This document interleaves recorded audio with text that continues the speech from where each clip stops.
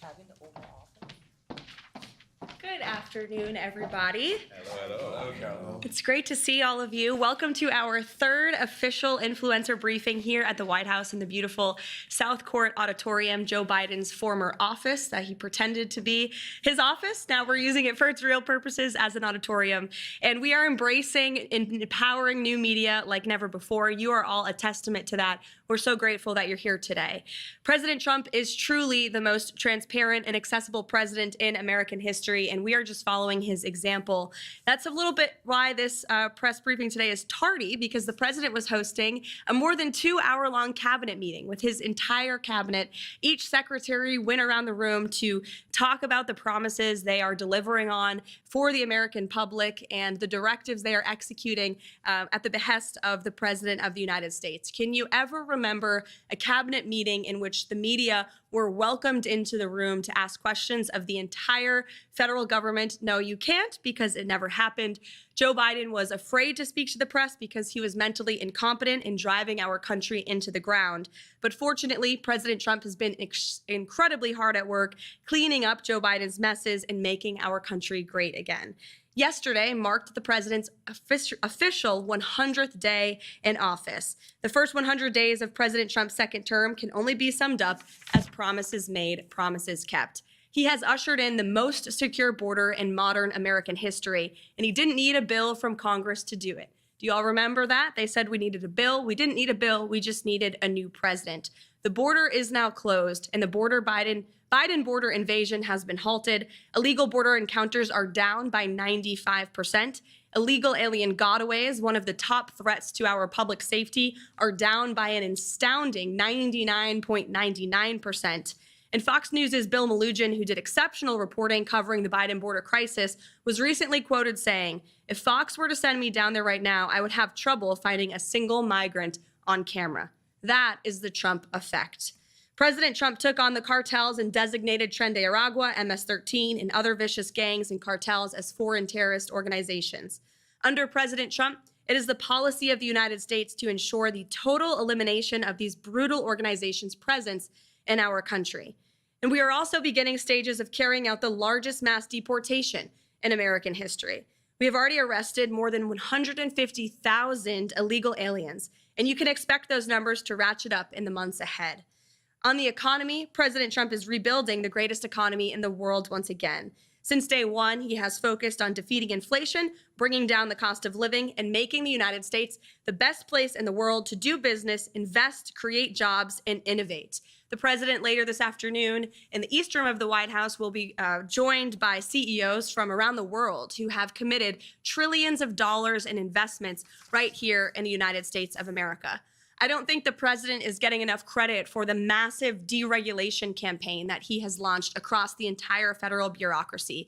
He himself has signed a number of executive orders to unleash rapid deregulation and reduce the cost of living for families and for small businesses, and we are seeing a big impact of this already. His deregulatory actions thus far will save nearly $11,000 per family of four over the next several years. And building on this success, the president has encouraged the rapid onshoring of jobs to restore America as our world's manufacturing superpower. He is effectively utilizing tariffs to bring the entire world to the negotiating table, offering more favorable terms for our country. When all is said and done, America will finally have fair and reciprocal trade, and our country will finally stop being ripped off.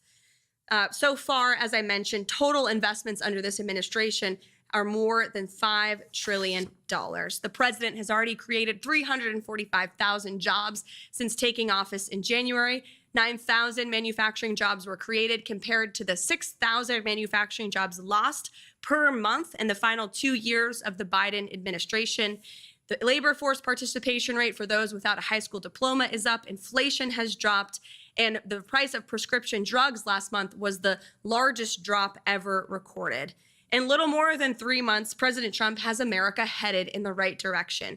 The good news is we are just getting started. We are very busy every single day here at the White House, literally working around the clock, 7 days a week, to restore the golden age of America. Hundreds of promises have been made and kept. There is certainly more work to do. The best is yet to come. But we are very proud of the efforts the president has made to continue the non-traditional media approach that he so beautifully executed on the campaign trail, which led him back to this office, talking to podcasters, social media content creators, and influencers like yourself. And again, we're so proud to welcome you to the White House here today so you can ask questions for the whole world to hear. So, Jack, great to see you, and why don't you kick us off? Caroline, thanks so much for having us in today, and I appreciate the administration making yourself available and making it available to us and all of our followers. And I understand that you're going to be continuing these, and I think it's fantastic that really have everybody come in and be able to do this. One of the things that's been troubling me and has actually even affected me over the last 24 hours is the rise of violence that we've seen from elements of the far left, starting with things like Luigi Maggioni, these support for these unhuman organizations like MS-13, Tren de Aragua, and even, of course, the assassination attempts on President Trump, Thomas Matthew Crooks, and Ryan Routh, as well as numerous incidents against anyone who owns a Tesla, apparently. You don't really see the Democrats opposing these things. You see them in many cases either co-signing it or giving a wink and nod to it at the same time that they will be demanding that we follow due process for anyone who actually is a hardened criminal or some of the worst of the worst. What is the administration doing, DOJ-wise or FBI-wise, to combat this rise in violence that we're seeing? It's a great question, Jack, and I absolutely agree with the premise of your question, which I usually don't when I take questions at a podium. But certainly you're right. We have seen a rise in political violence that stems from the left, dating back to the Black Lives Matter movement, which the left and the Democrats don't want to talk about much, but they burned down American cities. And the Biden administration did nothing to prosecute those who created that violence, oftentimes not just destroying businesses, but also lives and communities as well. You look at the rise of violence against the president himself and his supporters. You had 2 heinous assassination attempts from leftist lunatics, and the president is lucky and blessed to be here today because he was able to survive that political violence and those assassination attempts. Look at the recent attacks on Tesla, on Elon Musk's company. It's quite ironic because Democrats and leftists were the greatest fans of Tesla. Many Democrats drive Teslas to this very day, but then it's that their same party who is doing nothing to stop or condemn or discourage this violence from taking place. And in many cases, Democrat elected officials are actually inciting it and encouraging it. But that's not going to be allowed to happen anymore. The Attorney General was just in the cabinet room with the president and made it very clear to anyone who is inciting violence or participating in violence, you will be prosecuted to the fullest extent of the law. And no longer do we have a Justice Department that chooses prosecutions based on one's political affiliation. If you break the law, you will be held accountable for that. And I think we are truly restoring a fair and equal justice system in this country. The Attorney General spoke earlier about how there have been several cases brought against those who have perpetrated this political violence against Tesla, which is a great American-made company. And we need to see more people on the other side of the aisle stepping out to discourage this violence. But I don't think we will hold our breath. We won't wait for them. The president is leading by example. And I think the restoration of justice we've seen at the DOJ under the leadership of Pam Bondi and Kash Patel, who's doing an incredible job as the FBI director, is a testament to that. Thank you. Thank you. Thank you for giving me the honor to be able to ask a question and provide some transparency for the American people. Speaking of, I wanted to reference the election integrity. A lot of people in America are questioning if there's any possibility that we could see further investigations for anyone that could have violated our election integrity rights.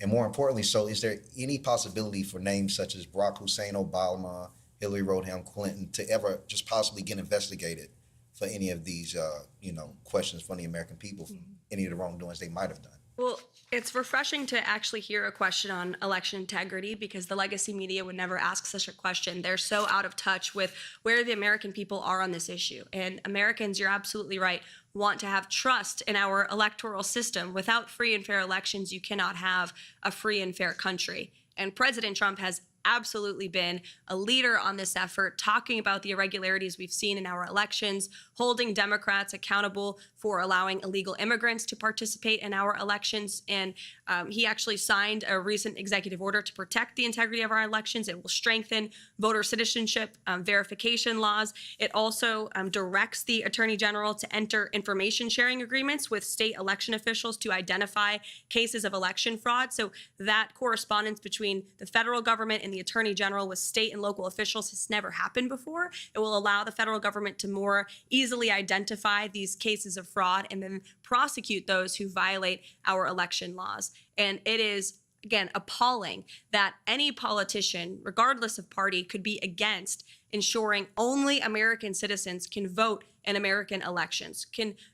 How could anyone ever be against ensuring Americans need to have proof of identification to participate in our elections? You see the Democrats falling over themselves, trying to say this is somehow voter suppression. Absolutely not. We are trying to ensure that every American citizen, their vote actually counts and is not being outweighed by fraudulent votes and fraudulent ballots that we know have been cast in previous elections. So the president's taking this very seriously. He signed an extremely strong executive order directing action from the AG and the Department of Homeland Security as well to clean up our elections. And we expect Congress to do more on this front as well. Let's go over here. On that question, and again, Caroline, thank you so much for hosting this. Really appreciate the opportunity to come in here and ask questions of you guys, and appreciate the president giving us some time of yours as well. On a follow-up on Dom's question, I still have a ton of my audience that is still asking questions about Hillary Rodham Clinton and the fact that it came out that her and the DNC funded the Steele dossier, which then led to a Crossfire Hurricane and all the FISA abuses that went against President Trump leading up to the 2020 election. Is there, you don't have to spill the beans, but is there something? Is there somebody still looking at it? We just want to know that it's not dead in the water, that Hillary's not just off scot-free after knowing what her and the DNC did leading up to the 2020 election. It's a great question. Absolutely understand and agree with why you're asking it, but I would want to let the president weigh in on that front. I haven't discussed it with him, to be honest with you, but certainly we can ask him and get back to you. Call me Caroline. Thank you, Caroline. Over the weekend, the White House Correspondents Association had their gala, they had their dinner, and Alex Thompson from now Axios, prior to that Politico, didn't really apologize, but came forward and said we, quote unquote, missed the story of Joe Biden's demise, his health demise, his cognitive demise during the 4 years. Jake Tapper has written the book since President Trump was elected that they missed the demise of Joe Biden as well. Fast forward to this lawsuit with CBS, right? So the media, legacy media, has not been held accountable. Will this lawsuit with CBS go to fruition? In other words, I would love to see it go to trial so that we can see, so they could be held accountable. Additionally, will the New York Times be enjoined into that lawsuit? Because the New York Times has already stated that they agree with CBS. And Trump has said maybe we're going to sue the New York Times as well. And as a follow-up to all this, and it really does dovetail because it's not just left-leaning media, Fox News. Fox News put out a poll. I'm a statistician. The poll they put out was wildly biased against President Trump. Will Fox sue Fox? Will Trump sue Fox for their methodology in polling? Two great questions. Let me hit the first one first. As for CBS and the White House Correspondents Association dinner, it was laughable. They gave an award to a journalist for talking about Biden's mental incompetence. He wrote a story about it years after the American people knew that story to be true. Didn't take much, just 2 eyes and 2 ears to realize that Joe Biden was completely inept, was unfit to serve as president of the United States. And nobody in the legacy media, nobody in this city wanted to talk about it. In fact, I recall being on President Trump's campaign and calling out Joe Biden's cognitive decline. And we were accused of manufacturing deepfakes. My predecessor accused us for manufacturing deepfakes from the White House podium when she knew and everybody in this White House knew the true status of Joe Biden's physical and mental fitness. And the mainstream media allowed that cover-up to take place because they refused to dig for the truth. They tried to get the American people not to believe their own eyes. It is truly one of the greatest cover-ups and scandals in American history. And again, this is why we are welcoming independent journalists and social media influencers and content creators into the White House with open arms, because all of you in this room and many of your colleagues in independent journalism talked about this online. Nobody gave you credence as far as the legacy media is concerned. And now they host cocktail parties where they're applauding each other and patting each other on the back for uncovering the truth. It was years later, and it's truly sad to see. But again, that's why we're making much needed and long overdue changes. As for the lawsuit against CBS, the president and his legal team fully intend to carry this lawsuit forward. The president put out a very strong statement in regard to that and fake news CBS this morning. And then as for the Fox News poll, president's right. These are fake polls. They overpoll Democrats. They underpoll President Trump's supporters. It's always been the case for media polls. They consistently underestimate President Trump's support amongst the public. That's why we don't really blink when we see them, to be honest with you. We're staying focused on the mission and moving forward. The president knows everything he's doing is exactly what he promised the American public he would do. And if you look at the key issues in the polling, the president is still ahead because Americans know he is delivering on them, on those issues for them. And if you look at the methodology, you're right. They're overpolling Democrats, underpolling Republicans. It's a clear-cut case of fake polling, no doubt. If I may, also misinformation, though, right? And maybe as detrimental to the presidency as what CBS has done or the New York Times is doing. Yeah, no doubt about it. The president's spoken quite strongly about it, and I know he's made some phone calls to express his displeasure with it as well. Carolina, go ahead. Thank you so much for having me here, especially as a legal immigrant, because the overwhelming fake news that Hispanics don't support President Trump, but we do, and we're very excited to have mass deportations because it affects our communities. My question is about immigration reform and DACA. During the first Trump administration, we saw that President Trump, like no other president, wanted to make a deal with the Democrats to give a pathway to citizenship to 1.2 million DACA recipients. I don't know, I haven't really heard anything coming out. Is there any policies surrounding that situation? And is there going to be immigration reform? Mm-hmm. Well, first of all, thanks for sharing your story. And the president overwhelmingly won the vote of Hispanic Americans in the previous election and swept counties on the border of Texas that are predominantly Hispanic counties because, to your very point, Hispanic Americans and legal immigrants to this country from all countries are so sick and tired of seeing, we're so sick and tired of seeing the mass invasion of illegal immigrants that was allowed to occur under the previous administration. And it was an issue the president ran on and he delivered on. These mass deportations are underway, and it is currently the position of this administration. We are focused on removing as many illegal alien criminals from our communities as possible. And not only are we doing that for law-abiding American citizens, but also legal immigrants, as you said, who are citizens now and came here the right way, waited their turn, paid their dues. It's a slap in the face to them. And so there's a lot of reforms that need to be made to our legal immigration system. The president has talked about that, but our initial focus right now and our priority is cleaning up the mess that the previous administration left us. And there's more work to do, but a lot of progress has been made thus far. CJ. Yeah, also, thank you so much, Caroline, for having us here. Also on the topic of immigration, not only do I think, the legal immigrant community welcomes what the president's doing, but also the Black community. So I would love to get your reaction to recent comments made by Simone Sanders, who said that people of color would be next in line for deportation under this president. Now, that was a revelation to me and probably many others in the Black community. Being a lifelong American, I'm not really sure where Tom Homan would send me other than my childhood home in Augusta, Georgia. But why do you think this fear-mongering is being directed at the Black community over the issue of immigration? And do you think it's offensive to conflate illegal aliens who are rapists, traffickers, and sexual abusers with law-abiding citizens in the Black community. It's absolutely insane, and it is racist what she is saying. The president intends on deporting illegal alien criminals who broke our nation's laws and are not only impacting communities across the country, but in particular communities of color in our inner cities. You remember the story out of New York City where young minority children were kicked out of their public school to make room for illegal immigrants to sleep on the floor of their cafeteria.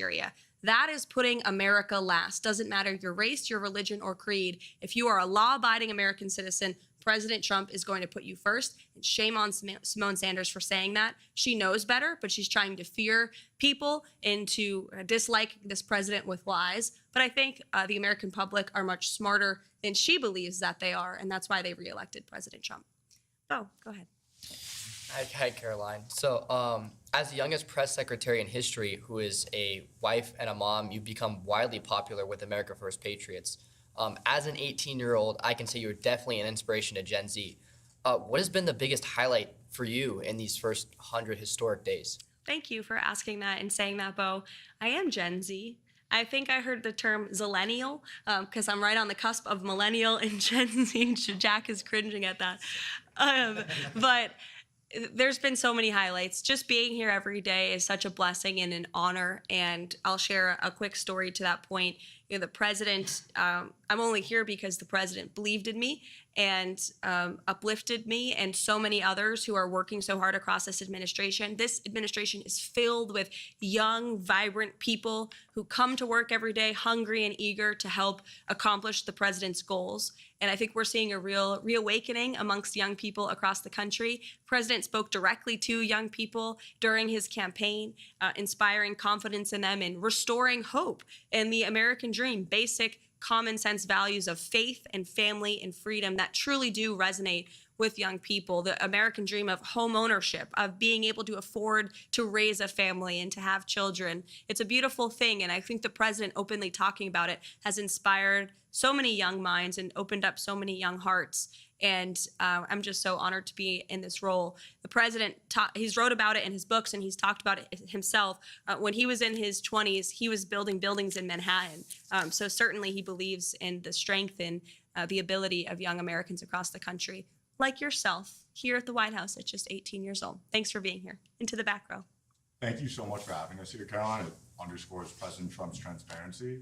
Shifting focus a little bit to what's happening on our universities, President Trump has finally put American students over violent foreign nationals. And right now we're seeing the media whitewash the violence perpetrated on our college campuses. We see many universities trying to bypass President Trump's executive order. And my question is, how exactly does President Trump will make sure that these universities are being properly held accountable and violent foreign nationals who are taking over campus buildings are sent back home? Yeah, well, to Jack's earlier question about political violence, this is another form of political violence we've seen stem from the left with the pro-Hamas movement that took place on college campuses and universities. In fact, I recall being in Manhattan courtroom during the Alvin Bragg case against President Trump in the midst of the campaign. And we were in that courthouse watching the television as these violent riots unfolded on the campus of Columbia University.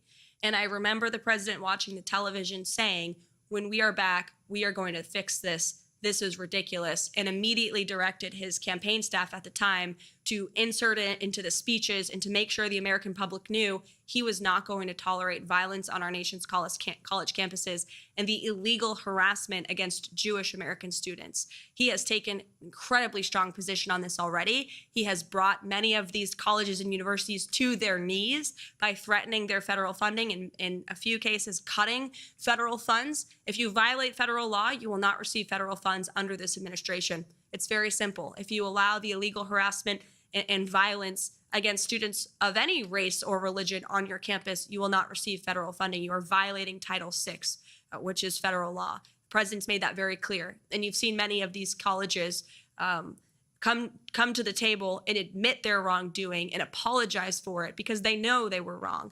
Unfortunately, we didn't have a president at the time who was holding them accountable, who was completely silent as students were being targeted. As for the visas, same is true. The president and the Secretary of State, Marco Rubio, who's doing a tremendous job, have taken incredibly strong action on this as well. And Marco Rubio, as our Secretary of State, reserves the right to rescind visas from foreign nationals who have the privilege of studying on our nation's colleges and universities. And if you engage in illegal behavior, if you're engaging in activity that's contrary to our nation's foreign policy interests, then you will no longer have the privilege of coming and studying here. We're going to put American citizens and American students first, and only the best and brightest should be allowed to come to our country and study at our nation's colleges and universities. So again, such a pleasure to see all of you here today. Thank you so much for coming to the White House. We hope you enjoy the rest of this beautiful day at 1600 Pennsylvania Avenue, and thanks for all that you do. Take care. Thank you. Thank you. Thank you.